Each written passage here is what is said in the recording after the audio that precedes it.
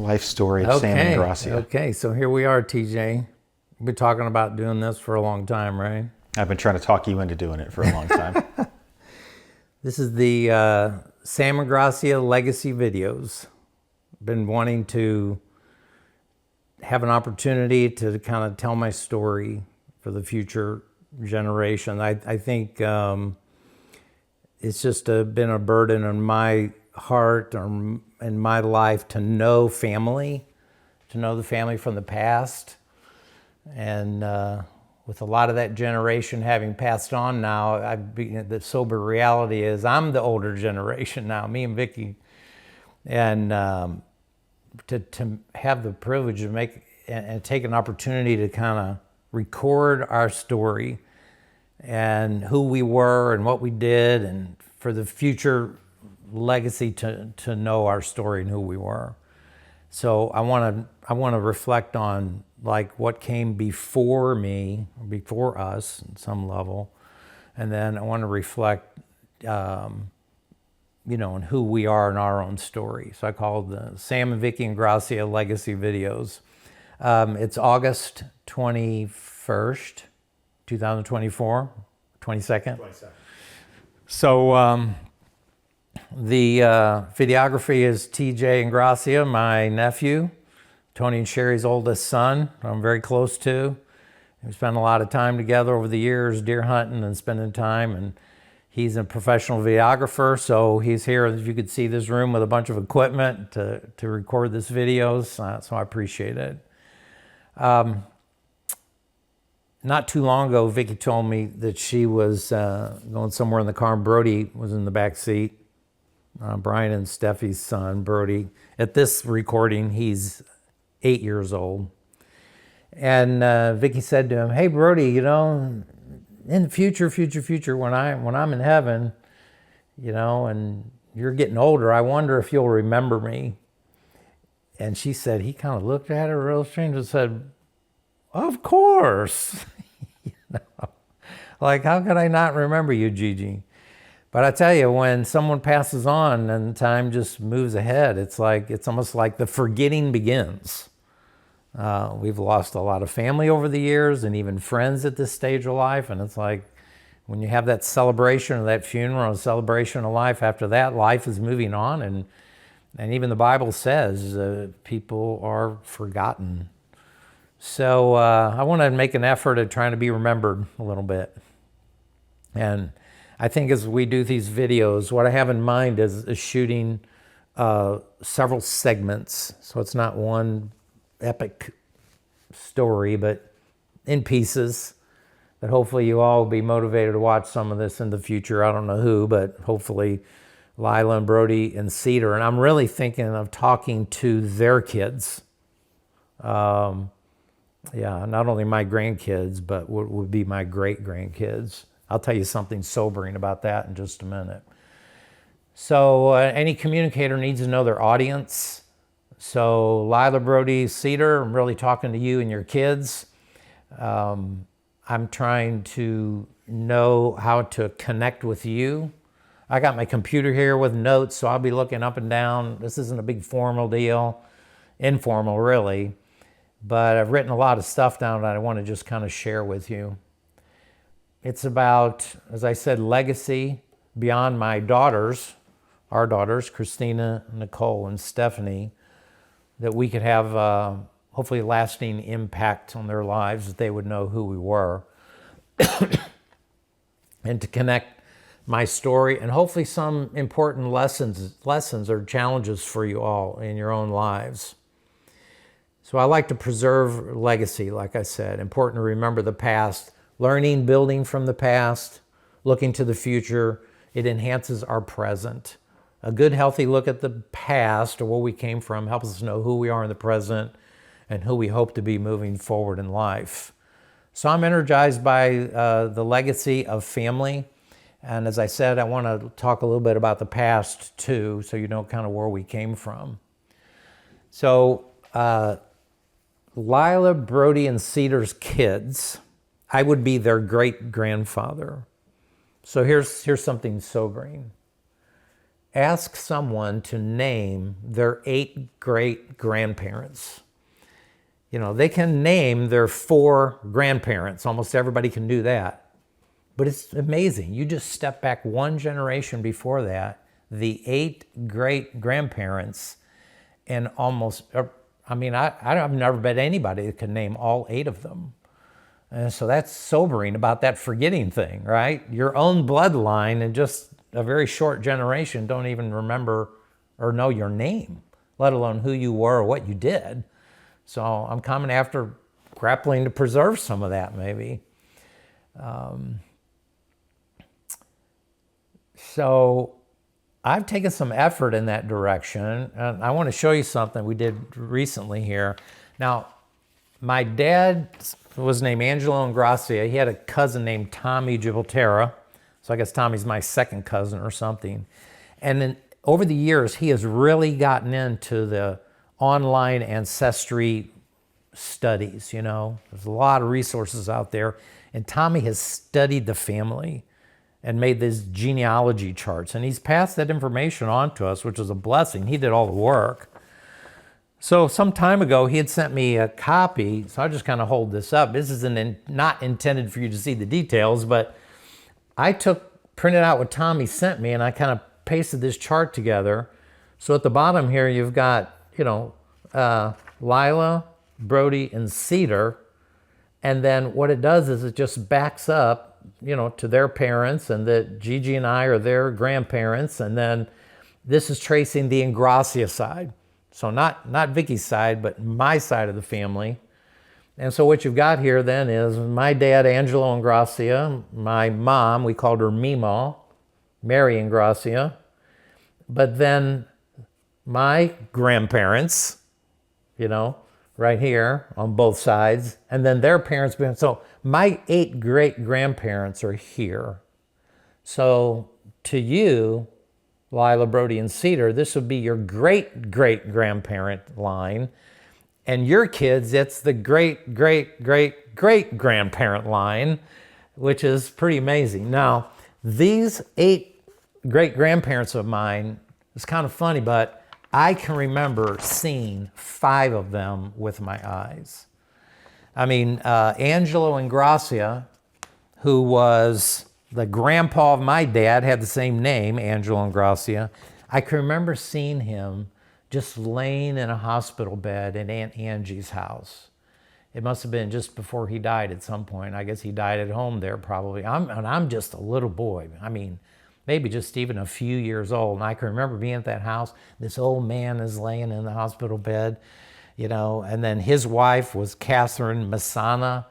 And, she was a sweet old lady. All these people were from Sicily, And I can remember her, and then my great-grandma through my grandma's side, and here Nana and DeCoin, my grandmother, my great-grandparents, Leo and Antonia. They had the store in DeCoin. Remember I talked about the old store sometimes we went to as little kids? Anyway, there's the 8 great-grandparents. I know their names and know a little bit about them. I get to see 5 of them with my own eyes. So, if you are exposed to great-grandparents, that's a great thing. And I know for Lila and Brody, on Brian's side, they have a great-grandmother that's living now. Grandpa George passed away a few years ago, so they saw him. They saw Mima on my side as a great-grandmother. So I think they saw, 3 of their great-grandparents. But anyway, I got to see 5 of mine. You know what? These were real people, lived real lives, blood, sweat, and tears. A bunch of them crossed the ocean on boats to come to America from Sicily. I'll tell you more about that later. It's just amazing. I have been in missions work, international missions work. I'll talk more about that later. I was a pastor for a number of years. God called us into missions ministry. We're here in the Dallas, Texas area with Global Missions Fellowship originally and the E3 partners. I've led mission trips all around the world. for the purpose of sharing the gospel of Jesus Christ and helping start and strengthen small local churches. We've been doing that for over 30 years. At the beginning of this time, when we moved from New Jersey to Dallas, we actually had an opportunity to go to Sicily. And my brother Tony went with me. And I got a little flip chart of pictures here. It says Campobello di Mazzara. And Campobello di Mazzara was the city, our town really on the south side of the island of Sicily, where both sides of my family came from, which is kind of unique. My mother's side of the family, the Lacatas, and my dad's side, the Ingrassias, or the Ingrassias, they both came from the same town. So some of these people knew one another back then. And then some of them immigrated to America. So this is a picture of Tony and I outside of that town. And we were able to find relatives there. By the way, that's the clock tower that's in the middle of that town square. I have no idea how old it really is. Some years ago, we actually were able to get, all of my siblings have like a, I guess it's a painting or a drawing of that same clock tower. It's the same one that we took the photograph of when we were there. Legend has it that one of our great grandparents actually worked on that clock tower. I don't know if that's true or not. But Tony and I found relatives in that town, Campo di Mazzara. Do you want to go into the story about finding the door? Yeah, that's it. Well, that's it right here. Yeah. So we didn't know, nobody had been back to that town in 80 years from our family. Or my grandfather was the last one to leave and come to America.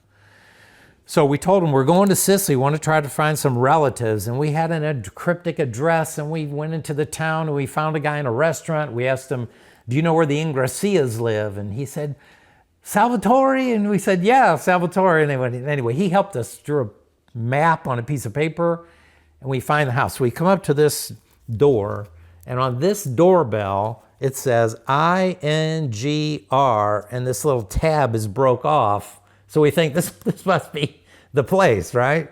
So we ring that doorbell, and when you know it, this lady comes to the door, and her name was Angela. So this would be the wife of a cousin of my grandpa. And my brother Tony was with us, and he says, we're Sam and Tony Ingrassia, we're from America, and we think you are relatives. This lady was like what, you know? And Tony had a genealogy on a piece of paper, and we began to start showing her, on this piece of paper, that we were bona fide family members because the right names were there. So this was her daughter-in-law and those two kids, and this was our translator, and our pastor Wayne and Carolyn Carson were with us, and we were doing ministry with missions. We were actually on a mission trip training pastors in Sicily to get ready to take a mission team there. And so these are pictures of when we were meeting them. Everybody was so excited. So it's like, well, where are the men? Well, the men, they said, no, they're out in the field. They're out in the field. So we get in the car, a couple of cars, and they said, well, let's go meet them. So we drive out of town here, and here they are. They're out here working in an olive vineyard, right, that they had planted, which, as much as we understood it, is like the same fields my grandpa, Sam Ingrassia, Salvatore Ingrassia, my dad's dad, would have worked in those fields like when he was a kid.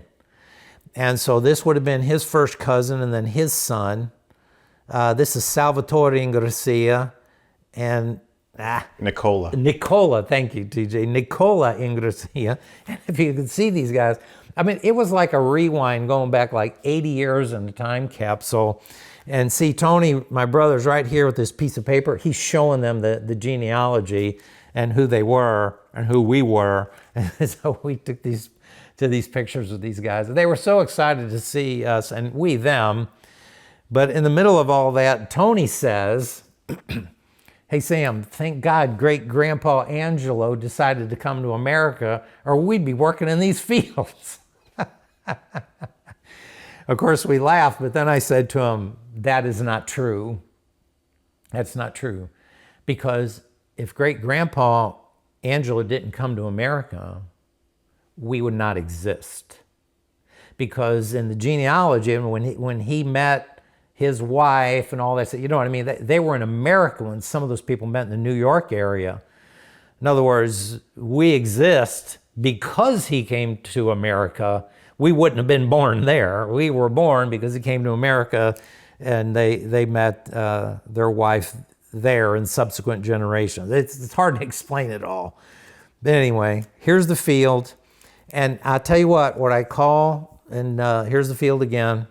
And here's the picture they had sent us on an anniversary. This fellow, Salvatore, has since passed away some years ago. I'm not sure about her. But as a result of this connection, our family in St. Louis got reconnected now to Sicily. And on several occasions, some of my family had gone back to Sicily. In fact, Mimo got to go out with them on one trip. It was 2003. 2003. Were you on the trip? Mm-hmm. Oh, you went there. Okay, well, TJ could testify about this as well. So here's the lesson, I guess, of all this. I told this story a lot and shown these pictures, and here's the lesson. I call it the power of a decision. The power of a decision. Because if great-grandpa Angelo, this guy right over here, where is he? Right there. If he don't come to America, my grandpa never meets grandma, okay? Because they actually met over here in New York, I think it was. But because her family had come over. If they never meet, my dad's never born. If my dad's never born, I'm never born. If I'm never born, Lila, Brody, and Cedar never born. Yada, yada, yada. It's like that movie Back to the Future, if you know what that is, when time changed in the past and now people disappear off of the picture. Do you hear that? That's the power of a decision. This guy in the early 1900s decides, for whatever reasons, I'm going to America. He don't have a job. He don't know the language. He knew a scattering of some family and friends who'd immigrated. I mean, taking the risk to go to a whole new world and raise a family, because America was like, what do you say, the land of milk and honey. Everybody wanted to get to America, man, after World War II. And so they did that. All that's to say, decisions we make matter. Decisions we make matter.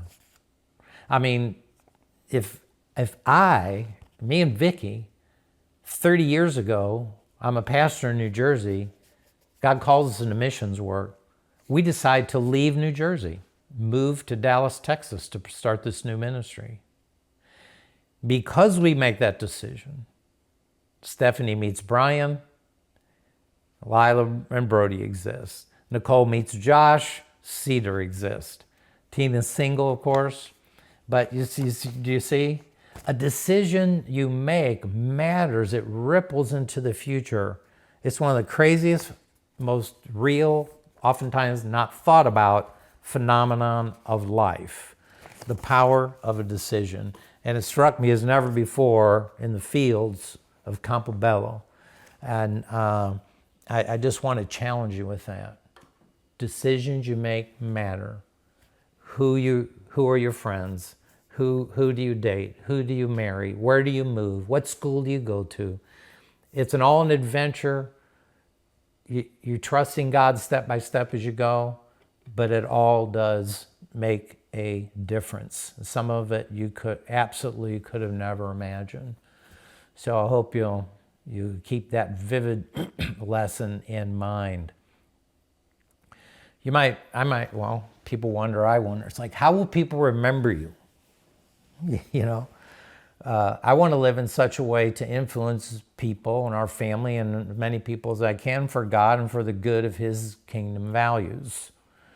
There's a quote from an author-poet named Maya Angelou.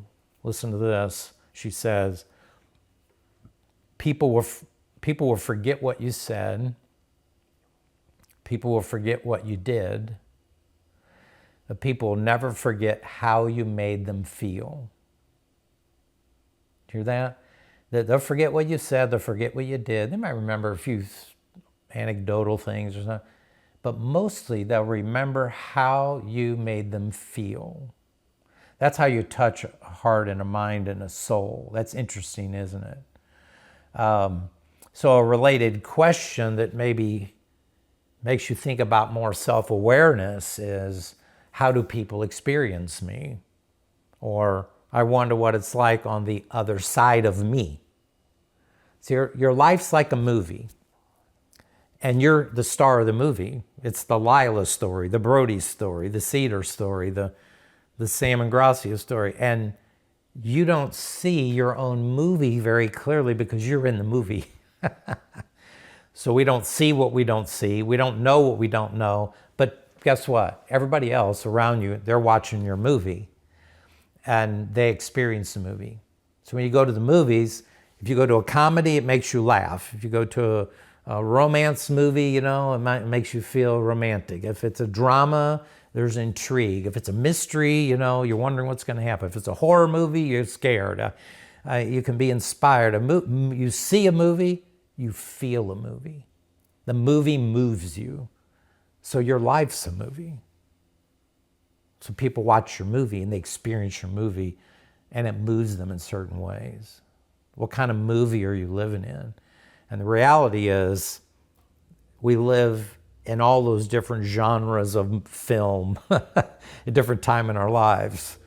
That's certainly been true for me. I know it's true for everyone. So how do you make people feel around you? We need to be self-aware. We need to be thinking about that. It's like we bring a weather to the room.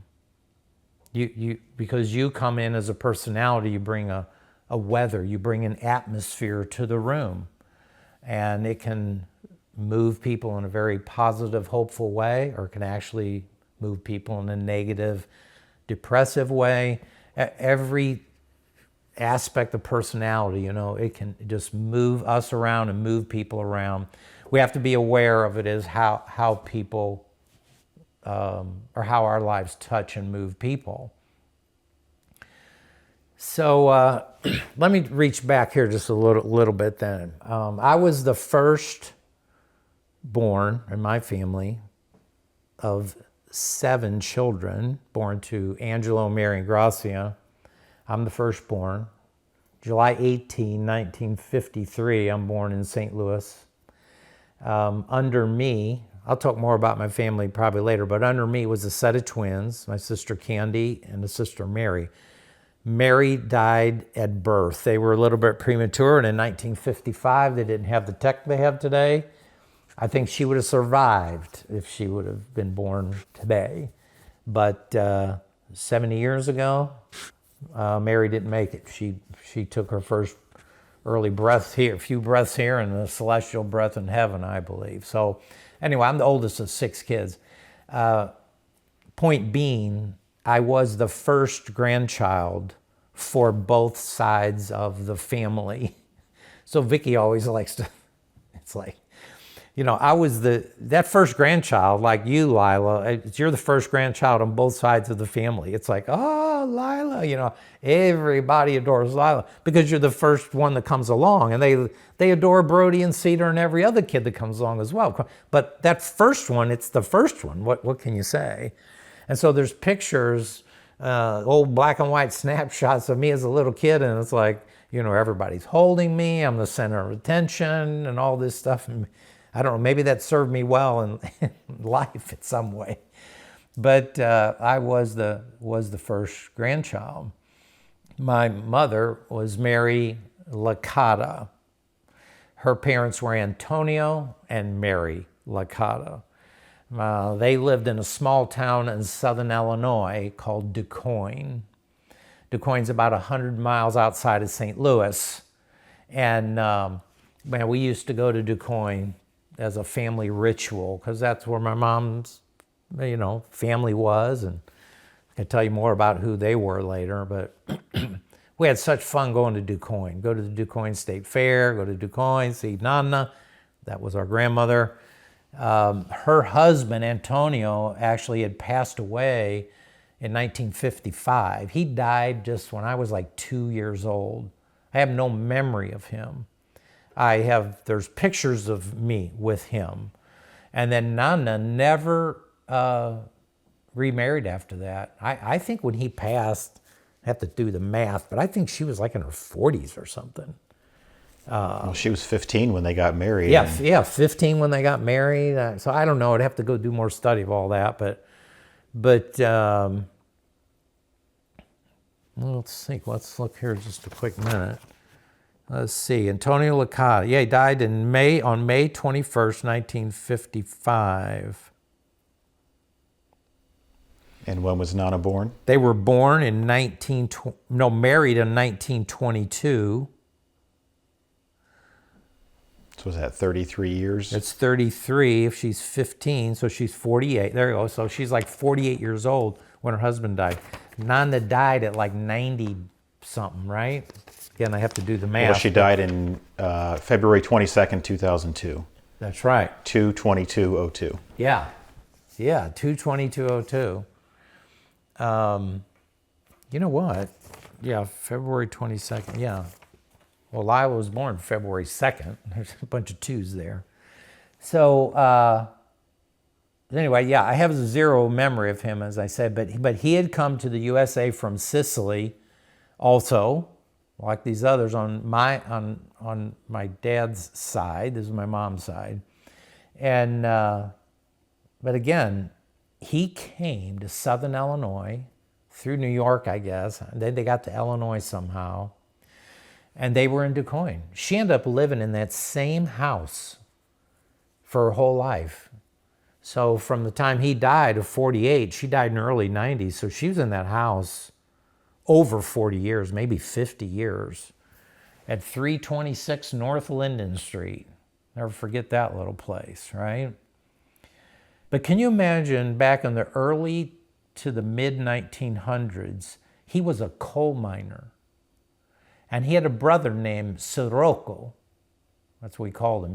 I think it's Uncle Rocco is what that means. Sirocco in Italian is Uncle Rocco. And they worked in the coal mines. And can you imagine being carried by elevators deep, deep within the earth to mine the precious energy of coal? You know, when they did that work, you know what they breathed all day long? Coal dust. Unimaginable back then. Well, that's what killed him. And that's what killed him. The black lung. That's what Nana used to say. The black lung got him. It was the black lung. And that's what they called this disease of the lungs. So these guys were breathing coal dust literally into the lung. And when that dust would go in, you don't breathe it out. And it caused all this trouble and infection in their lungs. But can you imagine a more dangerous or more difficult job than what those guys were doing? For fear, every day going under the earth for fear of an accident or a cave-in or just, I cannot even imagine it. I'm a little claustrophobic anyway, so I ain't riding an elevator under the earth, within the earth, you know. So anyway, yeah, he passed breathing this coal dust.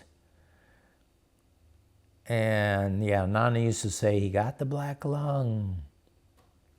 So yeah, Nana, his wife, Mary Licata, my mom named for her became Mary Licata and Mary Ingrassia, and we called her Meemaw. Her mom was Nana. The sewing machine up here in my living room, you kids know about, the Singer sewing machine, the pedal sewing machine, that was Nana's. There's a wooden chair back in this bedroom here that was Nana's. The yellow coffee cups, there's one over there. Those were Nana's. She used to make pudding in them for us when we were kids. She was, she was amazing. The image of that old house there on 326 North Linden Street will be forever etched in my memory. You know, years later, we went back to see that house. Remember Uncle Jack sold that house? Or that house was sold after she passed away to that family, and we went there to see the house, and they let us go inside. Were you on that trip? I don't think so. We went out there one time to visit the graves in Du Quoin. They let us come in the house, and that guy was like a handyman, And he had redone that house that Nana lived in all those years. It was really nice. It was amazing. It was so fun to go back in there because we were in that house when we were little bitty kids. All those years, you know, we'd ride 2 hours from St. Louis to DuQuoin, jump out of the car, run into Nana's refrigerator, and, you know, those yellow cups would be in there with chocolate pudding in them. You know, we just could count on it every time. And like I said, we still have a couple of those yellow cups around here. Yeah.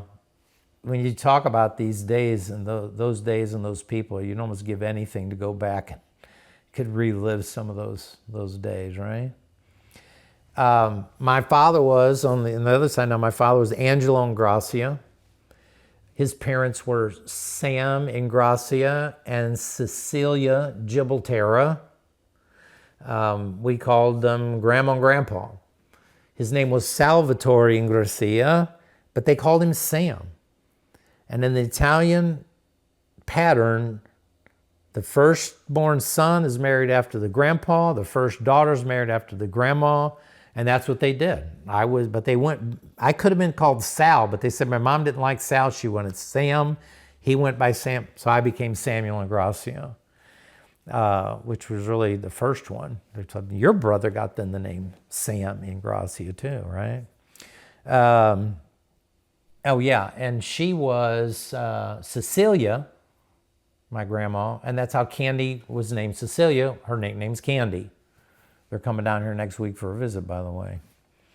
So that was the old traditional way of naming children after grandparents. So my grandpa, Sam Ingrassia, he immigrated as a boy through New York City, and with his family, he really did not have a professional trade of any kind that I could remember. He was basically, my grandpa was a blue-collar worker, and he did all kind of different things, mainly earned a living as a union construction laborer. When I got to college days, he used to get me jobs through the union because Sam had contacts, you know, and he'd get these guys to give his college grandson a summer job. I was forever grateful for that because I was making good money as a construction laborer. You know, those guys make good union wages, and he'd get me that summer job. It helped me pay for college. But that's kind of what he would do. He worked through the union. He was a laborer. Yeah, that's how I got through University of Missouri at Rollo. I can remember my grandpa selling vegetables. Imagine that. Out of the back of a red pickup truck.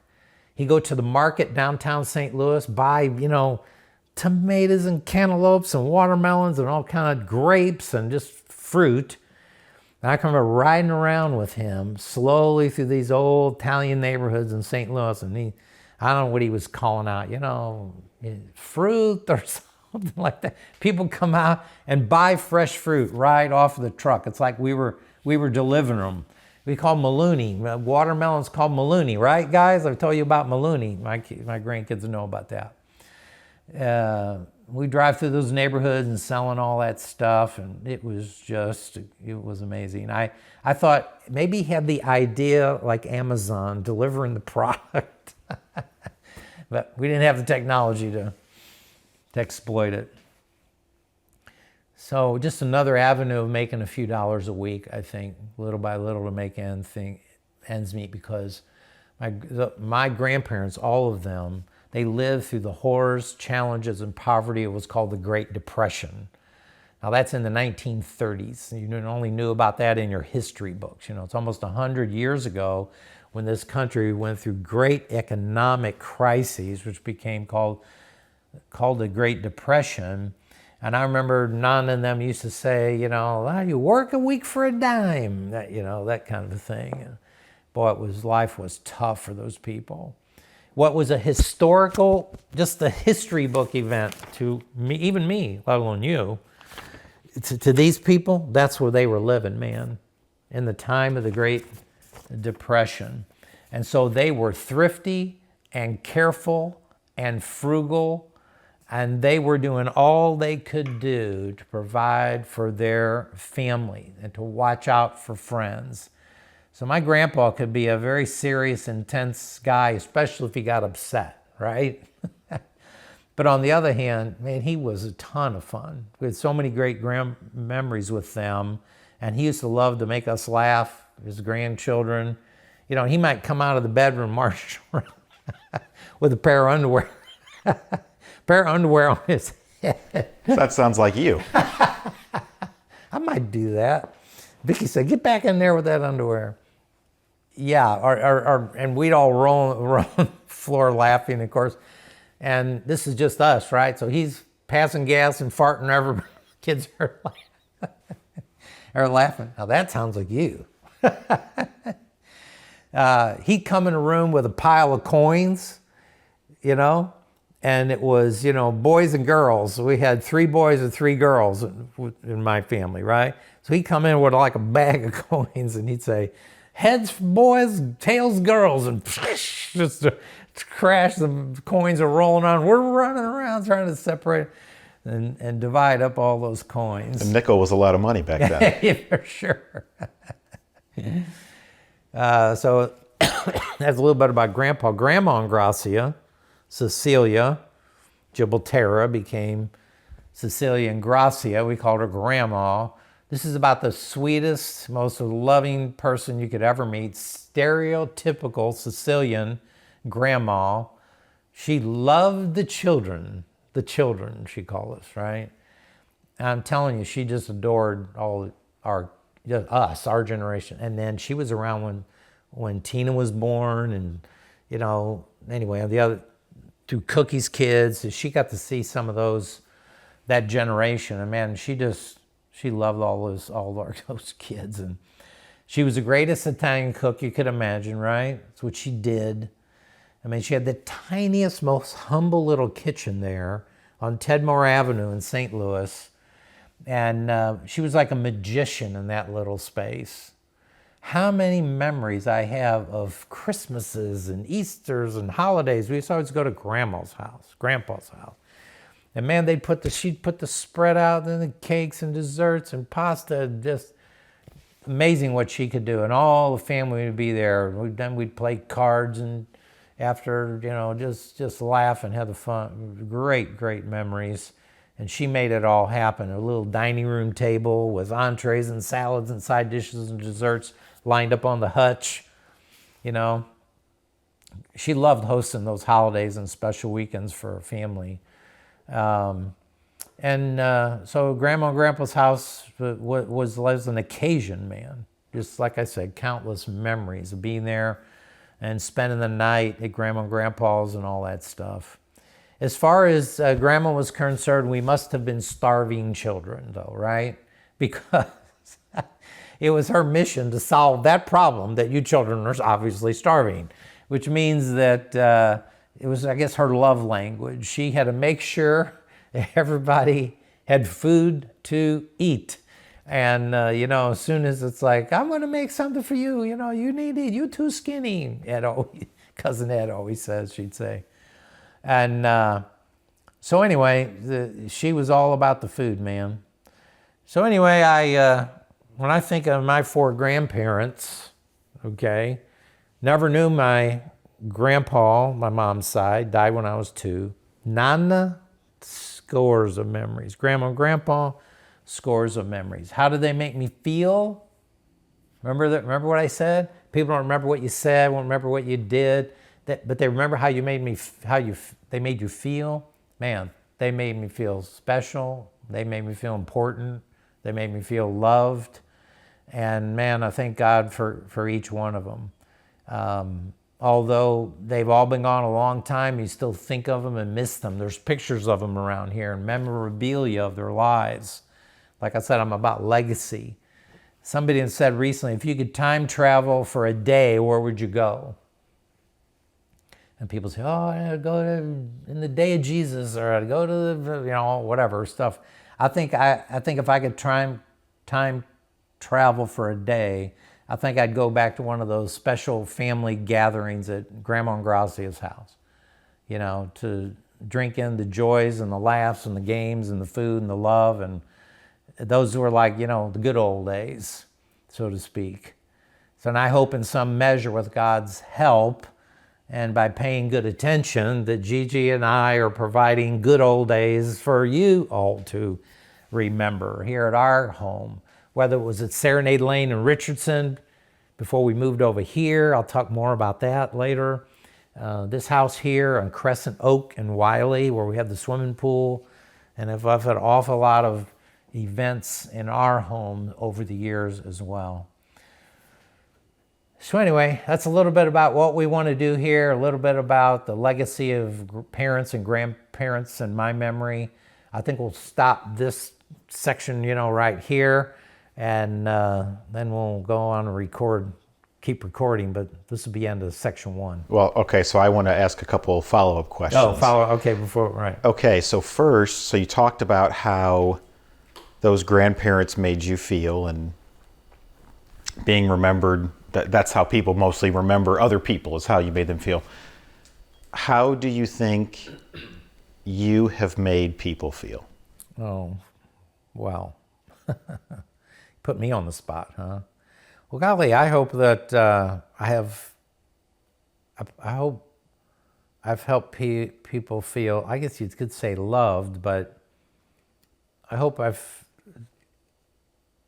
maybe it's valued, that they're valuable, that they're important, that I am a person who have sought to connect with people personally, listen well, really care about them, and that would make them feel loved, accepted, valued, have worth, that kind of thing. I hope I've helped people feel that. I've been blessed, no question. I'll talk more about it. But over the years, we've worked around the world, different countries. I have friends, good friends around the world and around the United States. We've been in teaching. I've taught in a Bible college. I taught in a Christian school. I pastored in New Jersey. I've been in missions work and leadership development. I've been in people-intensive shepherding ministry. I think one of my gifts is being a caring shepherd. And there's a lot of people that I've had the privilege of walking with in life. There's many people, I'd say this, I don't mean to sound weird or arrogant, but humbly speaking, a lot of people would say I'm their mentor, that they regard me as a trusted confidant, that I've been able to be there for people when the chips are down, blood, sweat, and tears.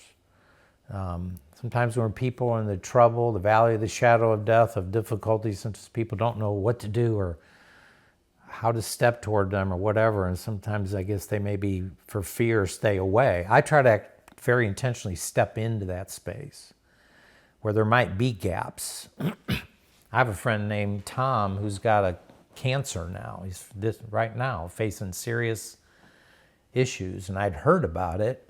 I ain't seen Tom in a long time, but he's a friend from the past, missions work together. And it just came upon me. I said, I'm going to call him. That's a call that you don't want to make, but you want to make. Or you make yourself make, whatever. The guy's, he might be dying.